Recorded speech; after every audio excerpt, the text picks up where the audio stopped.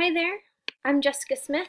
I work for Eastern Aroostook Regional School, Unit 39, usually just referred to as RSU 39, serving the communities of Caribou, Limestone, and Stockholm. As far as customs and traditions go, we have a small, quiet, and relatively safe community. People are friendly and typically willing to help others. We've had a lot of snow recently. There have been plenty of people off the road, and really it gives you enough opportunity to help pull someone out of a ditch every now and then. That really goes to show that we do have a willing community. Our community participates in many different outdoor activities: hunting, fishing, snowmobiling, cycling, road cycling, and we just recently hosted a marathon that was actually a qualifier for the Boston Marathon. Many of our sports are winter sports: Nordic skiing and roller skiing in the summer. I did include this as a separate bullet because the Maine Winter Sports program has come into the area and is huge. They invest a lot, taking over some of the mountains, building better facilities there, and really getting people trained and out into those sports. So they've made a huge difference for the community. There's very little racial diversity up here. We do have many people that have French Canadian heritage, but we're pretty dull as far as racial diversity goes. There are rich ties to history, especially in the Swedish community. Towns like New Sweden and Stockholm celebrate and do some things in the school to bring that to life. Each town up here really is an individual. Every town has their own parade, their own queens, mini queens, teen queens, and a summer festival that may be a weekend long, or it may be a whole week full of festivities. But each and every one of the towns up here in northern Maine really does its own thing and takes to its own identity. As far as the population goes, 83% of the people in Caribou are high school educated, 19% have a bachelor's degree or higher. The median age is 43 or 44, 49% are male, 51% female. Like I said, we don't have a lot of racial diversity. 96% white, 1% Native American. Everything else was less than a percentage. Native American is actually 1.4%, but every other racial category was less than 1% when it was rounded. As far as communication goes, most people listen to the radio. We always call Channel X if there's an event and get that on the radio. There are several other local stations, but that's the one that a lot of people listen to, and we always make sure that if we're advertising for something, we use that outlet. Newspapers. The Aroostook Republican. It is a once-a-week newspaper. It comes out on Wednesdays. Bangor Daily News obviously is a much wider broadcast paper, and that's a daily thing. Facebook is a new method of communication and really popular. There are several community sites where people tend to spread the news. Sometimes it's news that should be spread, and sometimes it's news that's a little more salacious, but as far as TV goes, we have WAGM, Channel 8 News. Languages. Some people speak French as their first language, but it's not too typical. Most still know how to speak English, at least. If French is their first language, for most Frenches, they have a little bit of French, but mostly speak English. In the past, the schools actually had bilingual French-English kindergarten. I did attend that when I was little. It's no longer offered, but I do find that pretty awesome that they used to do that. Community groups. PTA does a lot for the schools. The Lions Club. Every town has its own snowmobile club. We have lots of different churches. Caribou Parks and Recreation Department is really involved.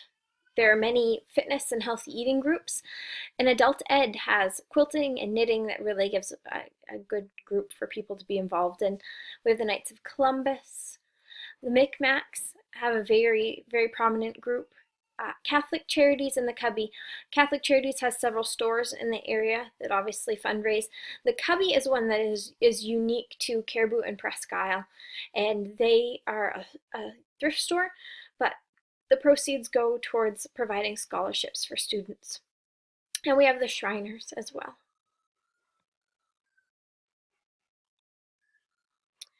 As far as leadership goes, we have the City Council. Our mayor is Gary Aiken. We have our school board, a planning board for the town, and local politicians. Timmy Durrett. Timmy Durrett was my neighbor growing up, and he's our local cabbage farmer who ran for state senate. He didn't make it this year, but he'll get my vote next time too. And also Carol McElwee, who was one of my English teachers, actually twice in high school, and now she's gone on to represent us in the House of Representatives. So it's really nice to see people who have been a part of your life growing up and see them take on these political roles. It always makes me feel very, very safe and taken care of as a person in the community. The characteristics of our community leaders, they really are approachable. They care about the public, they're supportive, and they're everyday people that are connected to this community. As I mentioned, Timmy, he was my neighbor. He's one of those guys. He fixes up old snow sleds in the backyard, and he's a farmer, and he worked for the fire department until he injured his back.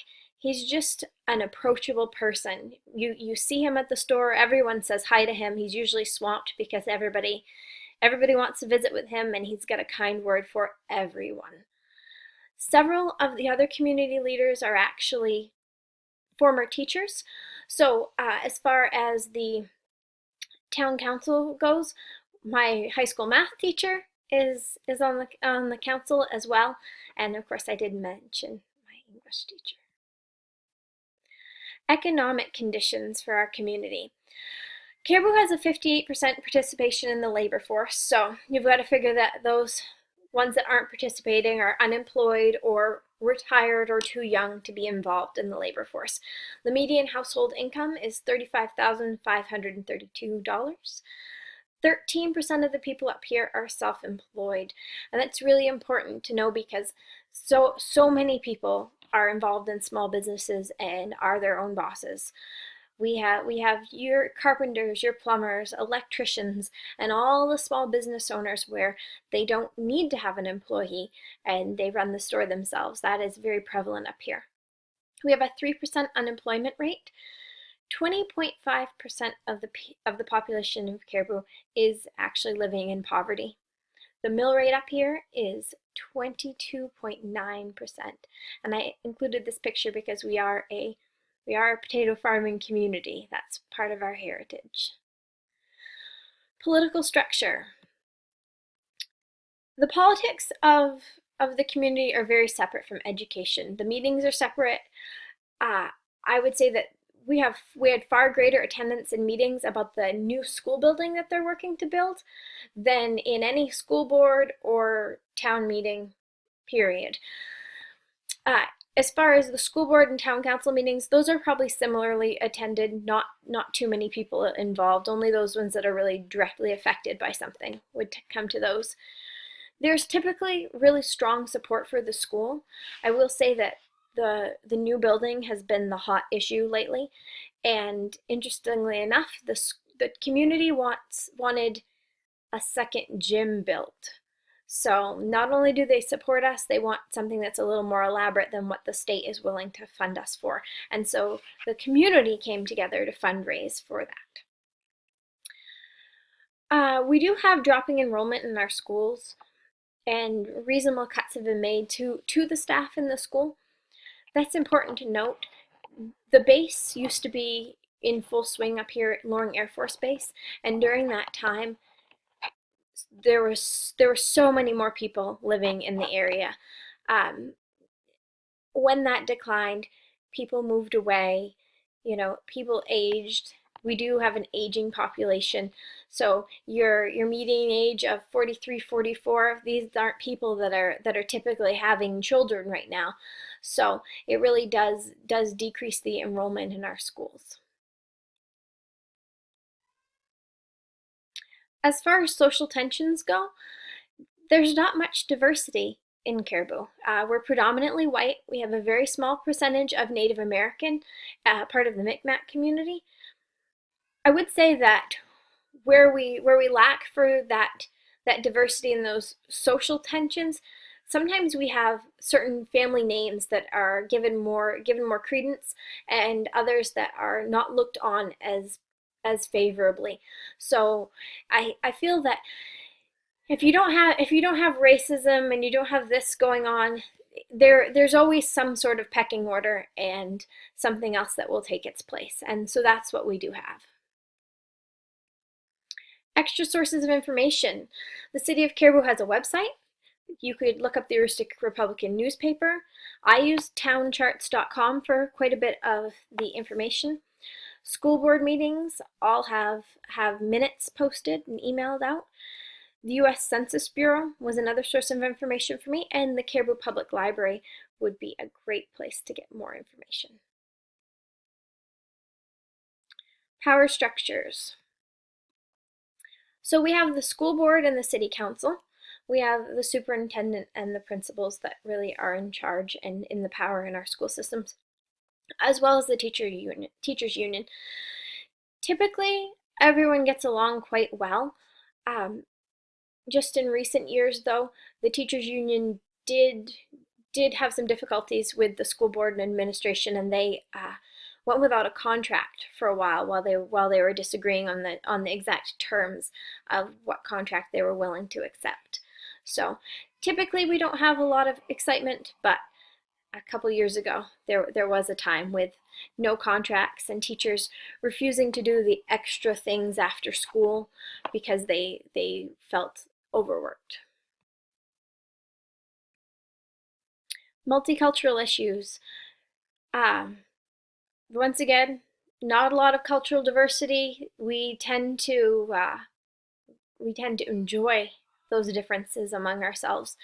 The Swedish heritage is definitely the thing that gets celebrated. They have a festival in the summer, and each year during holiday times we do this in Woodland. We always did the St. Lucia festival, and the fourth graders would wear the caps, and the boys would wear the caps, and the girls would wear the crowns with the, well, not real candles, fake candles in them, and they would come through and they would give cookies to all the other students. We do have Maui Omi, which is hosted by the Aroostook Band of Micmacs, and that's a gathering each summer, and that is huge. That is really huge.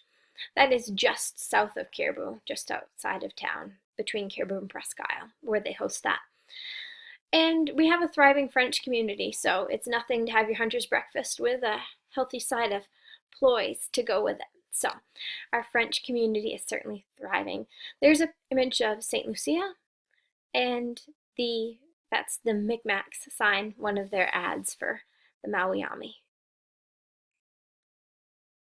Power structure. So honestly, in this town, there are certain families that tend to have a little more control and a little more sway. These are older families. They're families that have businesses that have been in town for a very long time. They're usually larger families, and so they're really a part of the backbone of the community. These families do tend to work well with the school system. Most have children that are students or have nieces and nephews that are students, and all these kids tend to perform really well academically. So things tend to go quite well. Measuring public opinion. We don't do this very often. With the new school building, we did several straw polls and informational meetings.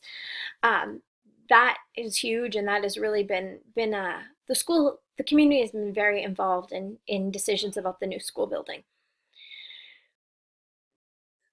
The town, like I told you before, wanted that extra gym and decided to fundraise for that extra expense. Other than that, there's not a whole lot to measure public opinion. And so there's not very many public opinion surveys. Most of this is just word of mouth, whether people are happy with the school system or not. And typically, when there is an issue, people go straight to the school with their concerns. And like I said, there are several straw polls about the new school building. So I think we're a small enough community that people can go right to the source, go speak to the teacher if there's an issue, and our administration really truly is very approachable. They know most of these students by name, and you really, especially any students that are having a hard time, they really know the names of those students. They know who they are, and they're trying to make sure they don't fall through the cracks. So when people have concerns, they're not going to fall on deaf ears. They're definitely going to be listened to.